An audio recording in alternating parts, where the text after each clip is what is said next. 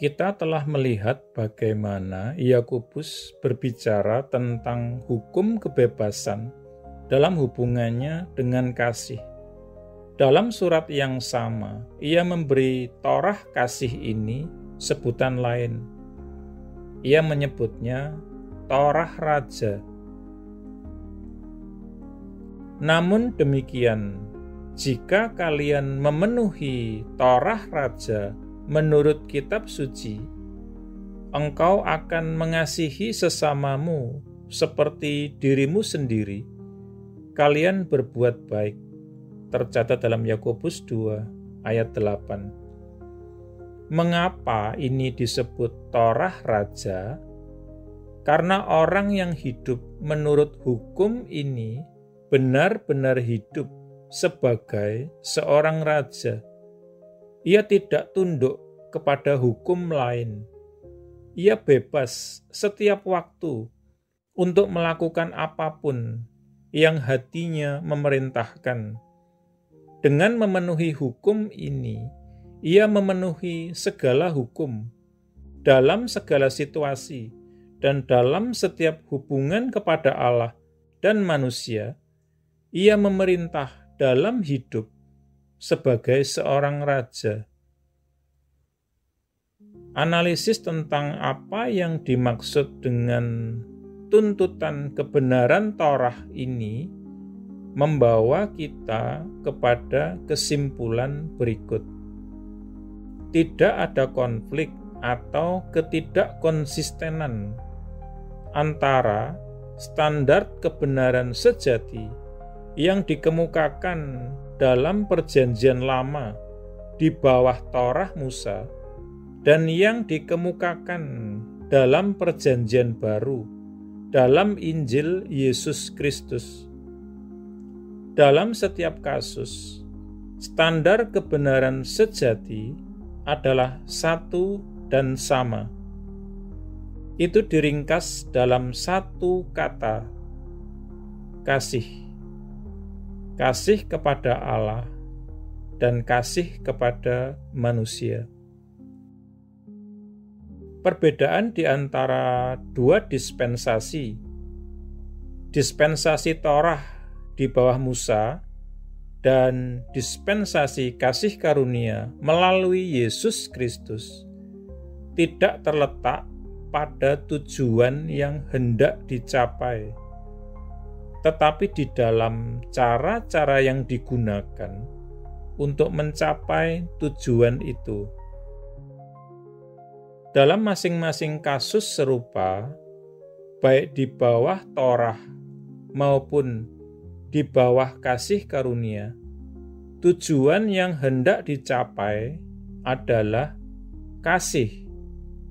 Namun, di bawah Torah, cara yang digunakan untuk mencapai tujuan itu adalah sistem perintah-perintah dan ketetapan-ketetapan eksternal yang dipaksakan ke atas manusia dari luar. Di bawah kasih karunia, cara yang digunakan adalah pekerjaan berkelanjutan dari Roh Kudus yang secara ajaib di dalam hati orang percaya. Torah Musa gagal untuk mencapai tujuannya, bukan karena ada yang salah dengan hukum itu sendiri, tetapi karena kelemahan bawaan dan sifat keberdosaan manusia daging. Kita berdoa. Ya Tuhan, terima kasih bahwa aku tidak bergantung pada sifat keberdosaan dan kedaginganku sendiri, tetapi bahwa aku telah dibangkitkan di dalam realitas baru dan dengan hati yang diperbarui untuk mengasihi Engkau dan semua orang di dunia, di sekitarku, dengan sepenuh hati. Terima kasih untuk melanjutkan Injil penebusan-Mu dan untuk menyampaikan kasih-Mu di sepanjang hidupku. Amin.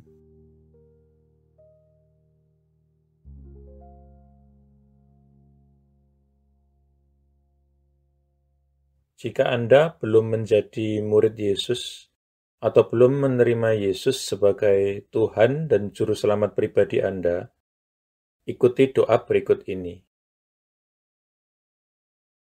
Tuhan Yesus Kristus, aku percaya bahwa Engkau adalah Anak Allah dan jalan satu-satunya menuju kepada Bapa, dan bahwa Engkau telah mati di kayu salib untuk dosa-dosa yang aku perbuat, dikuburkan, namun kemudian Engkau bangkit kembali dari antara orang mati, supaya aku dapat diampuni dan menerima hidup yang kekal.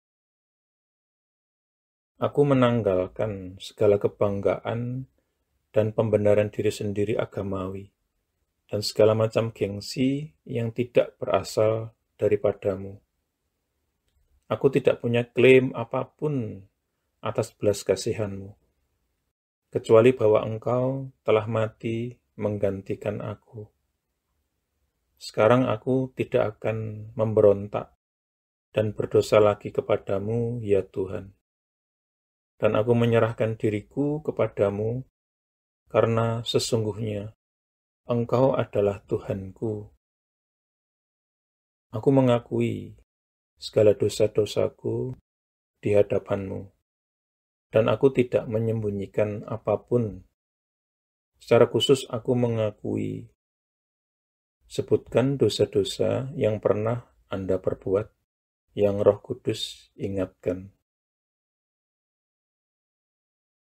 Aku bertobat dari segala dosa-dosaku, ya Tuhan. Aku berbalik dari mereka, dan aku kembali kepadamu, ya Tuhan, untuk belas kasihan dan pengampunan-Mu. Aku memohon pengampunan-Mu, terutama atas dosa-dosa yang menyebabkan diriku terkena kutuk. Lepaskanlah diriku juga dari akibat dosa-dosa bapa leluhurku di masa lalu. Oleh keputusan kehendakku, aku dengan sadar mengampuni setiap orang yang pernah melukai atau bersalah atau merugikan aku, sama seperti aku ingin Tuhan mengampuni diriku. Aku menanggalkan seluruh kepahitan, seluruh kemarahan dan dendam, dan segala kebencian. Secara khusus, aku mengampuni. Sebutkan nama-nama orang yang Anda maksudkan. Aku membatalkan dan memutuskan segala hubungan yang pernah aku miliki dengan hal-hal okultisme dan segala macam agama palsu dan segala sesuatu yang berasal dari iblis. Seandainya aku masih punya barang-barang yang menghubungkan diriku dengan iblis, okultisme, dan agama palsu, aku berkomitmen saat ini, Tuhan, untuk menyingkirkan dan menghancurkannya. Dengan ini pula aku membatalkan segala hak atau kekuasaan yang dimiliki iblis atas tubuhku dan kehidupanku. Tuhan Yesus, aku berterima kasih bahwa di kayu salib Engkau telah menanggung segala kutuk yang mungkin mengikat diriku selama ini. Engkau telah dijadikan kutuk, supaya aku dapat ditebus dari setiap kutuk dan mewarisi berkat-berkat Allah. Atas dasar itu, aku memohon Engkau, Tuhan, untuk melepaskan aku dan membebaskan aku dari segala kutuk yang mengikat kehidupanku di dalam nama-Mu, Tuhan Yesus Kristus. Aku menyerahkan diri dan menundukkan diri kepadamu, ya Tuhan, dan aku melawan iblis. Dengan iman, aku menerima kelepasanku sekarang, dan kuucapkan terima kasih, Tuhan, untuk kelepasan ini. Amin. Selanjutnya, Anda bisa mendapatkan pengajaran meletakkan fondasi bagi murid Yesus dengan subscribe di channel ini. Tuhan Yesus memberkati.